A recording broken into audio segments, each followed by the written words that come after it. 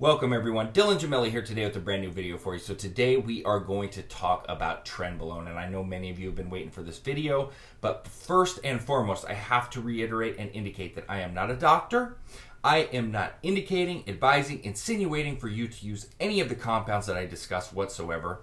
This information is for your entertainment purposes only, and what you do with this information is completely and utterly up to you. So, that being said, let's get into the video. Now, many of you know Tren is often referred to and as regarded as the king of steroids and one of the strongest and most effective steroids to change your physique quickly.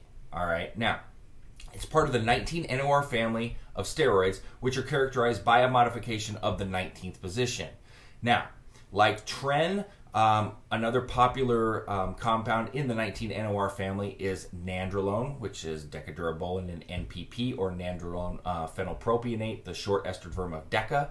Now, although the real-world actions of these two steroids are completely different, they are still part of the same family. Now, scientists and steroid experts out there rate Trenbolone as having an anabolic and androgenic score of 500 to 500, with testosterone being the base at 100 to 100. Now, all steroids are rated as compared to testosterone. So the rating of 500 to 500, it means Tren is 5 times more powerful than testosterone in both its anabolic and androgenic effects. All right, so when we're talking about the anabolic effects of a steroid, we are actually referring to the desirable effects like muscle building, for example, nitrogen retention, cell repair, protein synthesis. In addition, Tren is 5 times more powerful than testosterone in its androgenic effects. So when we're talking about androgenic properties of a steroid, we are referring to effects like muscle hardness, strength gains, increasing metabolisms, and in some users, increased aggression. So, Tren's chemical structure keeps it from being turned into female hormones like estrogen by the aromatase enzyme. So, estrogen side effects are not a concern. Tren's chemical ring alterations keep the aromatase enzyme from actually attaching itself to it and imparting its feminizing structural changes. So since Tren cannot aromatize and it's not going to cause water retention, the muscle gains made on Tren are very hard and very dry. And in fact, some users report a very noticeable drying effect from it right away if they're using a shorter estered version. Now, injectable Tren has been commonly available in 3 different ester forms. Number 1 is Tren acetate. And I did a video on Trenbolone half-life and things like that that you might want to watch as well. So, acetate is by far the most popular injectable version of Tren. It's mainly because it's been the easiest to obtain for most steroid users. For almost a decade, you couldn't visit a steroid forum without seeing threads everywhere about it. All right. Now, it's not as prominent as we've seen before. A lot of people do get sick of the side effects, and people get tired and get drained on it. A lot of the things that occur with it, but it's still often regarded as the best. Now, there's some debate about the half-life, but acetate is usually injected every other day, but a lot of hardcore users do inject it daily and prefer that method as well. I don't see much of a difference there whatsoever, okay, between people that I've seen, users, etc. That's kind of to each their own thing. Every other day is completely fine. Then we've got Tren enanthate. Now, due to the popularity of testosterone enanthate, the word enanthate has given a boost to this trend. All right, to this Tren preparation. Now, ironically, enanthate is clearly not as powerful as, Hex, but it's sure as hell more popular. All right, this just goes to show you that quality doesn't always equal to popularity. Now, bodybuilders are usually doing things because they are popular, not because they're the most efficient way to get results. That's just the way it is. Just like testosterone enanthate, Tren enanthate is injected, twice a week, due to the longer ester. Now, some users will try to inject it once a week. I don't really recommend that, but that's up to you. Now, everybody's different on their preference, okay, so what ester you pick, but when you are starting out with Tren, all right, if it's your first go around with Tren, you should probably consider going with the acetate version. Why? Well, because Tren doesn't agree with everybody, and if it starts getting into the psychological effects that are just driving you insane, the aggression, then you can't handle it, it's out of your system a lot quicker on acetate. If you're on Tren enanthate and you're 4 or 5 weeks in, it's going to take several weeks, and you're going to still be suffering from side effects. And if you're having to stop because you can't take it, the last thing you want is lingering side effects. And then Tren Hex. I'm not even going to try to say the long way form to say it because it's just going to make me sound foolish. I could sit here and sound it out, but no thanks. Just call it Tren Hex. All right. Tren Hex is the famous parabolin preparation of Tren that was like the magic steroid that you could find in the 90s. Why is it so popular? Well, anecdotally, you're going to find it to be a lot more powerful than acetate and enanthate. Since the real difference is the esters, this might not make much sense, all right? But from, seeing so many people use it, numerous clients, numerous people that I've seen, I can safely say that this is the best Tren out there. This is all from what I've seen. Weekly injections deliver amazing results because it has a longer half-life, and in addition, parabolin tends to build up in your system and really pushing you to reach peak performance after the first 2 weeks. Stacking Tren Hex can be a little bit tricky because most guys are using it for cutting.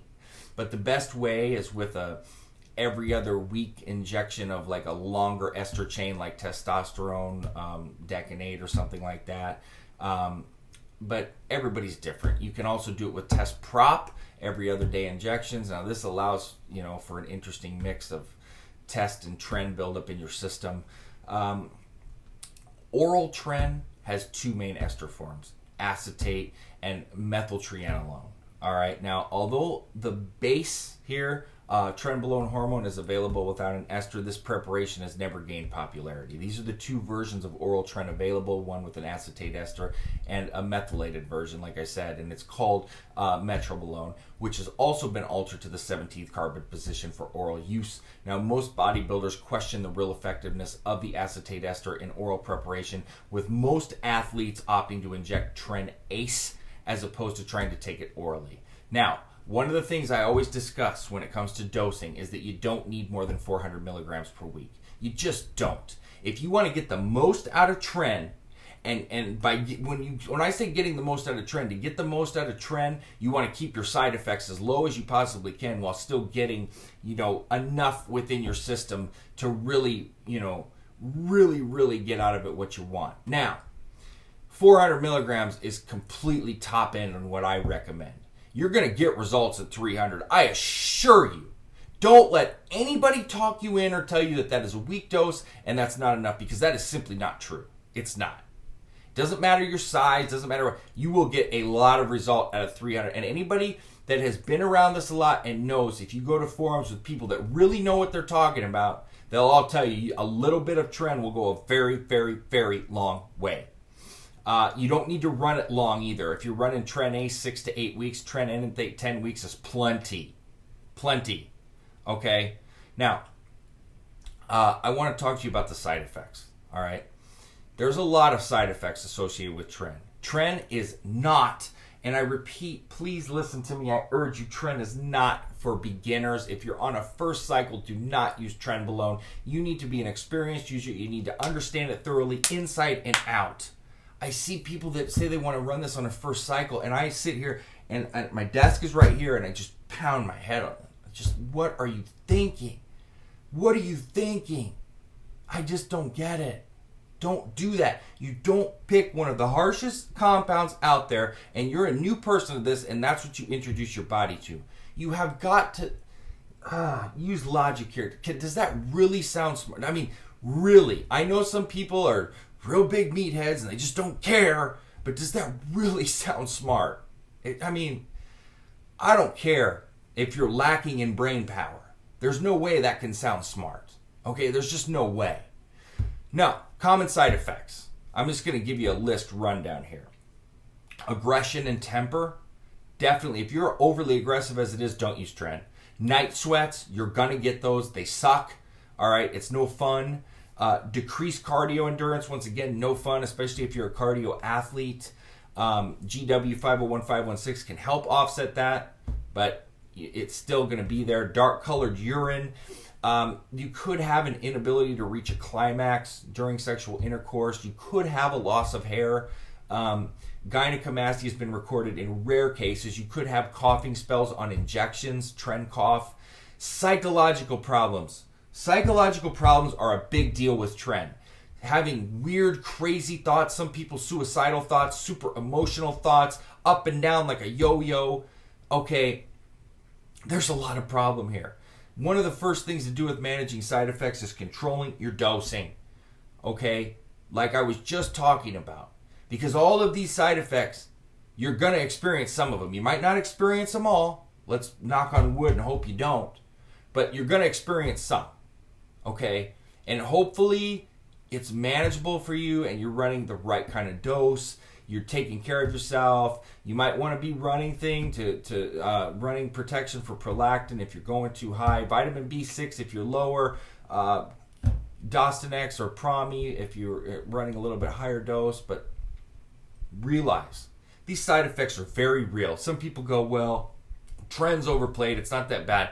Look, if you run it right, then some of the horror stories you hear may seem overplayed to you because you'll avoid a lot of these problems. But if you run this like a jerk, it's going to treat you like a jerk. Okay? Just keep that in mind. I just stress this because I see so many guys doing things that I just can't even believe, and I'm just like, please stop this nonsense and this madness because it's just so unnecessary, and these things are easily avoidable if you would just get your head on right. So I'm just looking out for you guys because I just hate seeing people suffer unnecessarily because I see it all the time and I'm just like, man, you don't have to be experiencing this. You don't have to be going through this. So just trust me on this, please. I'm only trying to help you. So that being said, www.icearms.com/forums. I'm also on the evolutionary forum as well as the elite fitness forum. Dylan@icearms.com is where you can get me with all questions and comments. And please don't forget to subscribe to the channel. That being said, stay tuned for plenty more to come. Dylan Gemelli signing off.